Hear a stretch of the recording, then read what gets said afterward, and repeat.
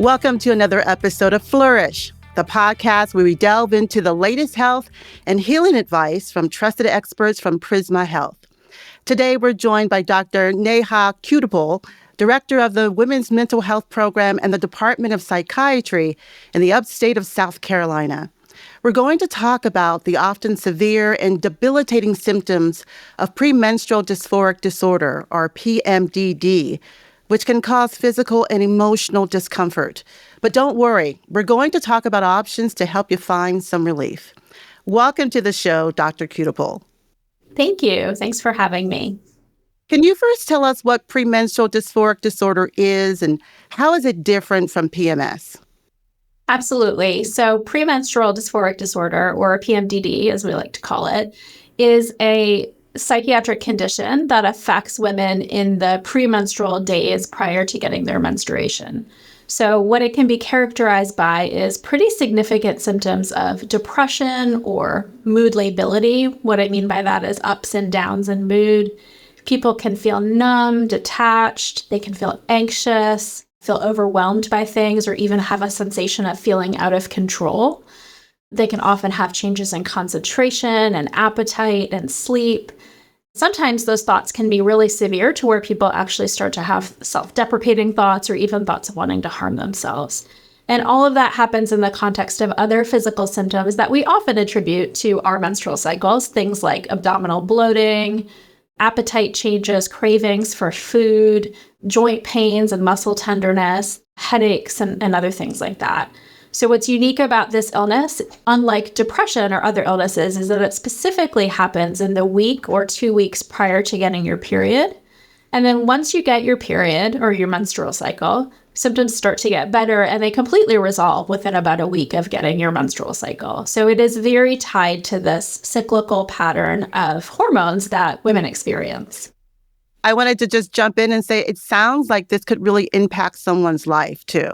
Absolutely. So actually, one of the criteria for this condition is that it has to have what we call clinically significant distress or impairment in functioning. So it has to be affecting your job performance or your school performance or your family life or your interpersonal relationships with other people in order to meet the criteria for this diagnosis.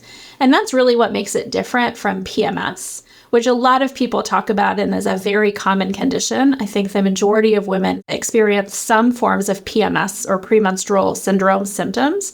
And those can also include some mood changes, some anxiety, sleeplessness, food cravings, physical changes like breast tenderness and appetite changes. But what's different about them is the severity in which people experience them. So how do you diagnose this? What are some things that patients who fear they may have this, what are the things they'll have to go through to confirm if they have it or not? The majority of the diagnosis is made based on a clinical interview. So if a patient or a person feels that they might have this condition, the first step is really to spend some time tracking their mood symptoms and their other physical symptoms that might happen around their periods, because that's going to be the most important thing, is seeing that this is a pattern across multiple cycles. So this is a condition that would happen with roughly every menstrual cycle. It wouldn't pick and choose or be here and there. It would be there all the time. And so if they're seeing a pattern of that nature, then the next step would be to talk to your healthcare provider about that pattern. Most patients are going to require a thorough medical, gynecologic, and psychiatric history to be able to confirm the diagnosis. And the majority of times what we would ask a person to complete is a mood chart over their menstrual cycles over a period of potentially several months, so that they're tracking daily mood symptoms and physical symptoms. And there are some standardized ways to do this. There are some standardized forms for this. So people don't have to create this themselves. We have the tools to make this happen. But over time with that information, we're able to see these patterns unfold. And that's really when a diagnosis can be made. And do you know if there's any specific risk factors or certain women who are more likely to have this problem than others? Absolutely. So unfortunately, PMDD is not a very well-studied condition. So we don't have a lot of information about it. But what we do know, at least in the United States, is that it seems to be more common in white women compared to other races of ethnicities. And it does seem to be more common in people who have risk factors for obesity or other types of metabolic conditions that would be at risk for obesity. So those are some conditions that we know can be associated. We also know, probably more than anything, that premenstrual dysphoric disorder is probably a genetic illness. So it is heritable. It happens in families. And so there are many studies that see higher prevalence rates in siblings and in twins and things like that. So we know that there's definitely a genetic component to this condition. And there are likely some other risk factors, things like stress in your life, trauma history, things of that nature that we also think contribute. But those are really the primary things that we understand at this point in time. So how can women find relief? What kind of therapies or medications or daily changes to their life do they need to make? Yeah, that's a great question. So I think the most important first step is when you identify your symptoms to talk to your healthcare provider about that and work towards making a diagnosis. This, as you mentioned, can be a debilitating condition, but it is also a treatable condition, and that is really good news. So once a diagnosis is made, there are a variety of things that can be done. First and foremost is good self-care. That's the most important thing. This is a predictable illness. We know when this is going to happen. We know that we can time this to the onset of someone's menstrual cycle. So making sure in those times that people are taking good care of themselves, that they're getting adequate sleep and nutrition and exercise, that they have good support systems around them to help them through those tough periods is step one.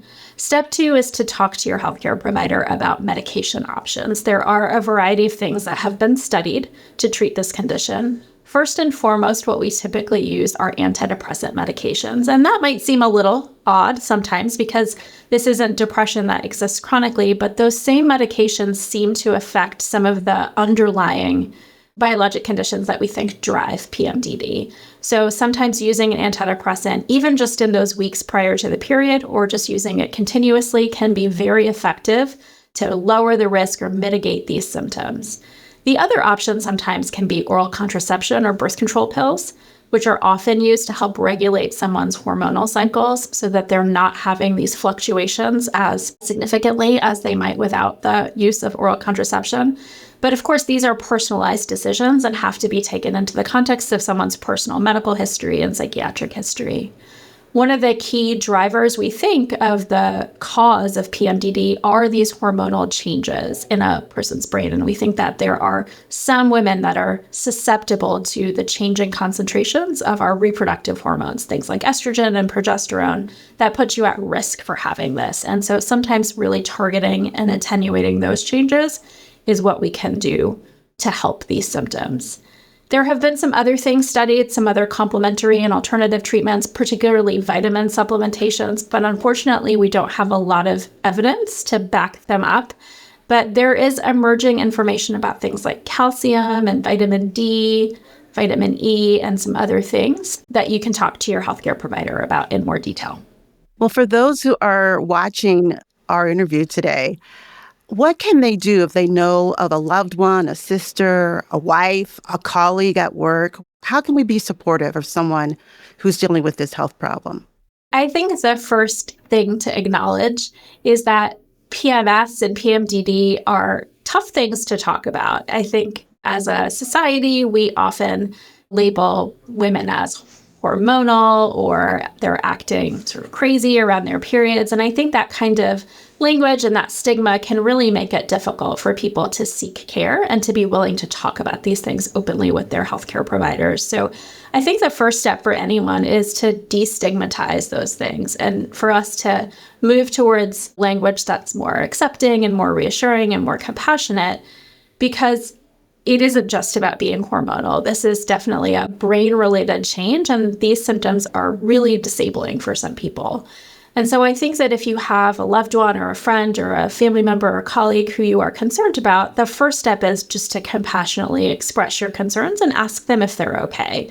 Make sure that they know that you're there to support them and not to make them feel judged. I think the next step would be to help them get to their healthcare provider and feel comfortable discussing these symptoms. Not a lot of people realize that this is an illness. I think a lot of people attribute this to PMS or, as I mentioned before, sort of being quote unquote hormonal. But this is really a diagnosed condition. It's a medical condition. And so I think really being able to normalize and validate that so people are feeling more comfortable talking to their healthcare providers about these conditions is the next step. And then finally, knowing that we can sort of predict when these symptoms happen, being able to provide the additional support or perhaps the additional resources so those people can engage in some self-care during these times. So if it's, a loved one or a family member, maybe let them take a nap or have them have a little alone time or a little extra support or a little extra TLC during those weeks where they're feeling more symptomatic. I think that can go a long way. All wonderful and great advice. Thank you so much. I hope our viewers who have or may have this problem feel empowered to protect their physical and mental health. Thank you so much for joining us today. This has been an episode of Flourish. For more information, head over to prismahealth.org/flourish. This is Flourish, a podcast brought to you by Prisma Health.